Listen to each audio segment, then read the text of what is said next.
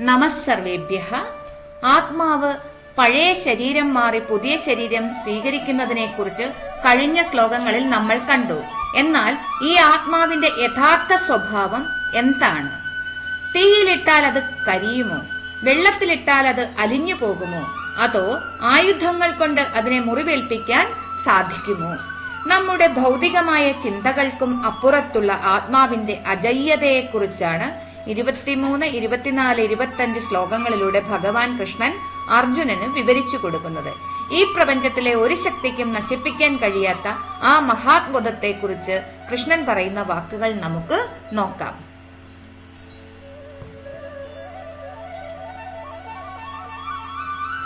നൈനം ഛിന്ദന്തി ശസ്ത്രാണി നൈനം ദഹതി പാവകഃ ന ചൈനം ക്ലേദയന്ത്യാപഃ ന ശോഷയതി മാരുതഃ.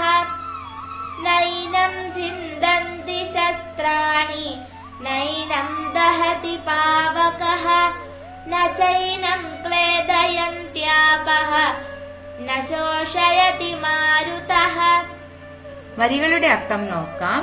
നൈനം ഛിന്ദന്തി ശസ്ത്രാണി നൈനം ദഹതി പാവകഃ.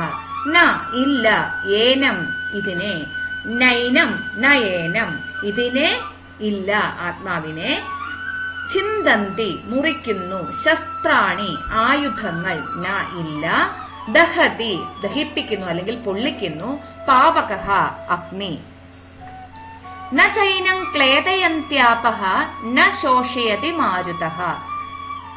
ക്ലേദയന്തി നനയ്ക്കുന്നു അല്ലെങ്കിൽ അലിയിക്കുന്നു, ആപഹ വെള്ളം, ശോഷയതി ഉണക്കുന്നു, മാരുതഃ കാറ്റ്. ഈ ആത്മാവിനെ ആയുധങ്ങൾ മുറിക്കുന്നില്ല, അഗ്നി ദഹിപ്പിക്കുന്നില്ല, വെള്ളം നനയ്ക്കുന്നില്ല, കാറ്റ് ഉണക്കുന്നുമില്ല. ചുരുക്കത്തിൽ പ്രകൃതിയിലെ ഒരു ശക്തിക്കും ആത്മാവിനെ നശിപ്പിക്കാനോ മാറ്റം വരുത്താനോ സാധ്യമല്ല. അടുത്ത ശ്ലോകം കേൾക്കാം. അച്ഛേദ്യോയമദാഹ്യോയം അക്ലേദ്യോ ശോഷ്യ ഏവ ച നിത്യഃ സർവഗതസ്ഥാണുഃ അചലോയം സനാതനഃ. അച്ഛേദ്യോയമദാഹ്യോയം അക്ലേദ്യോ ശോഷ്യ ഏവ ച നിത്യഃ സർവഗതസ്ഥാണുഃ അചലോയം സനാതനഃ. അച്ഛേദ്യോയമദാഹ്യോയം അക്ലേദ്യോ ശോഷ്യ ഏവ ച. അച്ഛേദ്യഃ മുറിക്കാൻ കഴിയാത്തവൻ, അയം അതായത് ഈ ആത്മാവ് ഇവൻ, അദാഹ്യഃ ദഹിപ്പിക്കാൻ കഴിയാത്തവൻ അയം ഇവൻ, അക്ലേദ്യഃ നനയ്ക്കാൻ അല്ലെങ്കിൽ അലിയിക്കാൻ കഴിയാത്തവൻ, അശോഷ്യഃ ഉണക്കാൻ കഴിയാത്തവൻ, ഏവച ഇവ തീർച്ചയായും, നിത്യ സർവഗതസ്ഥാണുഹു അചലോയം സനാതനഃ നിത്യഃ എന്നുമുള്ളവൻ നിത്യനായവൻ, സർവഗതഃ എല്ലായിടത്തും നിറഞ്ഞവൻ അതായത് സർവവ്യാപി, സ്ഥാണുഹു മാറ്റമില്ലാത്തവൻ സ്ഥിരമായവൻ, അചലഃ ചലിക്കാത്തവൻ അയം ഇവൻ, സനാതനഃ എന്നും നിലനിൽക്കുന്നവൻ ആദിയില്ലാത്തവൻ. ഈ ആത്മാവ് മുറിക്കാനോ ദഹിപ്പിക്കാനോ നനയ്ക്കാനോ ഉണക്കാനോ കഴിയാത്തവനാണ്. ആത്മാവ് നിത്യനും സർവവ്യാപിയും മാറ്റമില്ലാത്തവനും ചലിക്കാത്തവനും എന്നെന്നും നിലനിൽക്കുന്നവനുമാണ്. അടുത്ത ശ്ലോകം കേൾക്കാം.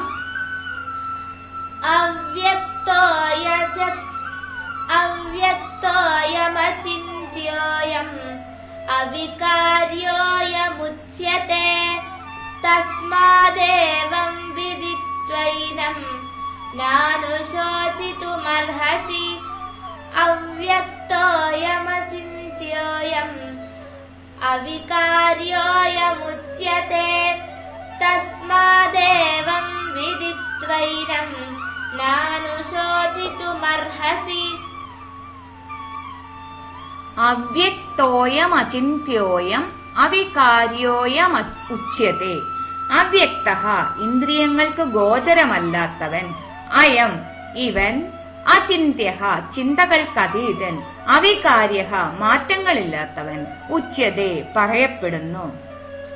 തസ്മാദേവം വിദിത്വൈനം നാനുശോചിതുമർഹസി. തസ്മാത് അതുകൊണ്ട്, ഏവം ഇപ്രകാരം, വിദിത്വ അറിഞ്ഞിട്ട്, ഏനം ഇതിനെ, ന പാടില്ല ഇല്ല, അനുശോചിതും ദുഃഖിക്കാൻ, അർഹസി നീ യോഗ്യനാകുന്നു, ന അർഹസി നീ യോഗ്യനല്ല. ഈ ആത്മാവ് കണ്ണിന് കാണാൻ കഴിയാത്തവനും, അതായത് അവ്യക്തം, മനസ്സിന് ചിന്തിച്ച് പിടിക്കാൻ കഴിയാത്തവനും, അചിന്ത്യം യാതൊരു മാറ്റവുമില്ലാത്തവനും, അവികാര്യം ആണെന്ന് പറയപ്പെടുന്നു.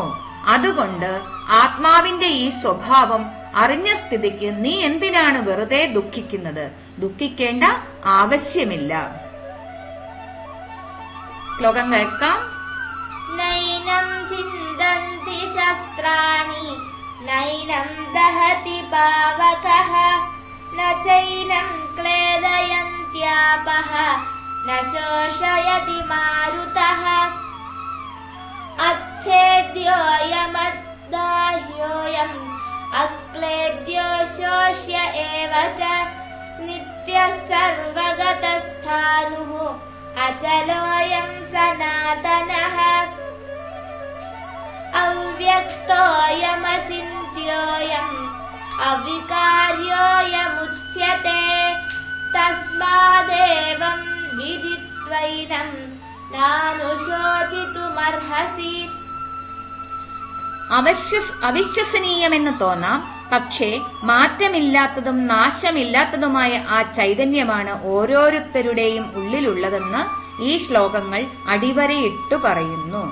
ആയുധങ്ങൾക്കോ അഗ്നിക്കോ കാറ്റിനോ നശിപ്പിക്കാൻ കഴിയാത്ത ഒന്ന് നമ്മളിലുണ്ടെന്ന തിരിച്ചറിവ് നൽകുന്ന ധൈര്യം ചെറുതല്ല. നമ്മുടെ ജീവിതത്തിലെ പ്രതിസന്ധികൾ ഈ ശരീരത്തെയും മനസ്സിനെയും ബാധിച്ചേക്കാം, പക്ഷേ നമ്മുടെ ഉള്ളിലെ യഥാർത്ഥ ശക്തിയെ തൊടാൻ ഒന്നിനും കഴിയില്ല. ആത്മവിശ്വാസത്തോടെയും ഭയമില്ലാതെയും ജീവിതത്തെ നേരിടാൻ ഈ അറിവ് നമ്മെ സഹായിക്കട്ടെ. ഈ ശ്ലോകങ്ങളെ കുറിച്ചുള്ള നിങ്ങളുടെ ചിന്തകൾ താഴെ കമന്റ് ചെയ്യുമല്ലോ.